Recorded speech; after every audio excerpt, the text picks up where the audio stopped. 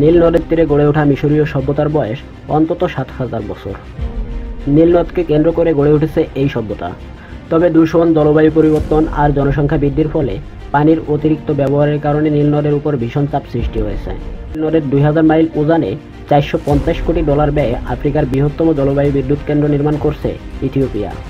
ফলে নীল নদের উপর মিশরের কয়েক হাজার বছরের একচ্ছত্র আধিপত্য হুমকির মুখে পড়েছে। মিশরের অস্তিত্ব রক্ষায় দেশটির ইতিহাসের একমাত্র গণতান্ত্রিক প্রেসিডেন্ট মোহাম্মদ মুরসি এই বাঁধটি বোমা মেরে উড়িয়ে দেওয়ার পরিকল্পনা করেছিলেন।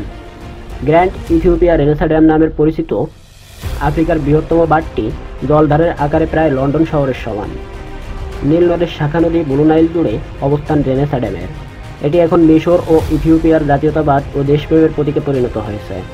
এটা নিয়ে গভীর শঙ্কা আছে যে দুই দেশেই শোনা যায় রণহুঙ্কার। দর্শক, আজ জানাবো আফ্রিকার সবচেয়ে ব্যয়বহুল প্রকল্প গ্র্যান্ড ইথিওপিয়ান রেনেসাঁ ড্যাম সম্পর্কে, জানাবো রাজনৈতিক উত্তাপ, কাজের অগ্রগতি, বাঁধ নিয়ে যুদ্ধ পরিস্থিতি এবং আশার গল্প নিয়ে। আশা করি পুরো ভিডিও জুড়ে আমার সাথেই থাকবেন। কয়েক বছর আগেও নীল নদের তীরে শস্যক্ষেত ছিল গম ও আলুতে পরিপূর্ণ। এখন সেখানে মরুকরণ শুরু হয়েছে। বালুময় সেই ভূমি এখন পরিত্যক্ত আর বন্ধা। নীল নদের পানি প্রবাহ কমে আসা এই সংকটের কারণ। মিশরের জনসংখ্যা ২০২০ সালের ফেব্রুয়ারিতে ১০ কোটিতে পৌঁছেছে। ৯৫% মিশরীয়ই নীল নদের পাশে এবং জনসংখ্যায় ঠাসা বদ্বীপে বাস করেন। নীল নদই তাদের সব পানি সরবরাহ করে। দেশটির মানুষের সামনে নতুন দুর্যোগ ঘনিয়ে আসছে। ইথিওপিয়ার তৈরি জলবিদ্যুৎ বাঁধটি মিশরের পানি প্রবাহকে আরও সংকুচিত করবে। ইথিওপিয়ানদের কাছে বাঁধটি তাদের স্বপ্নের প্রতীক। প্রকল্পটির মাধ্যমে লাখো ঘরে বিদ্যুতের আলো পৌঁছাবে আর প্রতিবেশী দেশে বিদ্যুৎ রপ্তানি করে শত শত কোটি ডলার আয় করতে পারবে তারা। এর মাধ্যমে আফ্রিকায় উদীয়মান শক্তি হিসাবে ইথিওপিয়ার আসনটি আরও পাকাপোক্ত হবে। কয়েক বছর ধরে বাঁধের কাজ চললেও নানা বাধায় কাজের গতি বিঘ্নিত হয়। দুর্নীতি, স্ক্যান্ডাল এবং প্রকল্পের প্রধান প্রকৌশলীর রহস্যজনক মৃত্যু ছিল এই প্রকল্পের ধীরগতির কারণ। প্রকল্পটি ইথিওপিয়ার সম্ভাবনার দ্বার খুললেও মিশরে দেখা দিয়েছে শঙ্কা।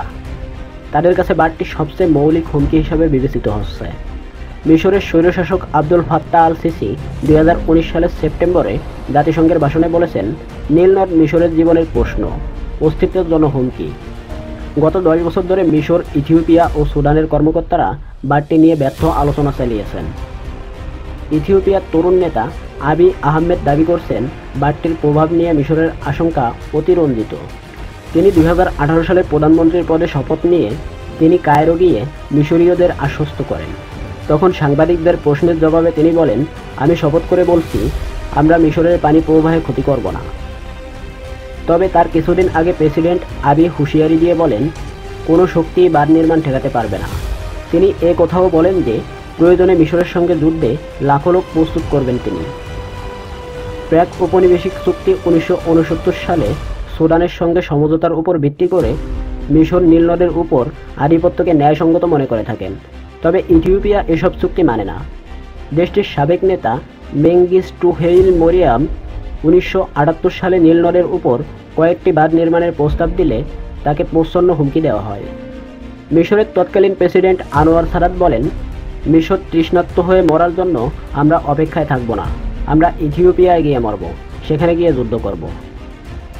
গ্র্যান্ড ইথিওপিয়ান রেনেসাঁ ড্যামের কাজ এখন প্রায় শেষের দিকে, কিন্তু এখনও দুই দেশ কোনো সমঝোতায় পৌঁছাতে পারেনি। তাহলে কি পানি নিয়ে যুদ্ধ হতে যাচ্ছে আফ্রিকায়?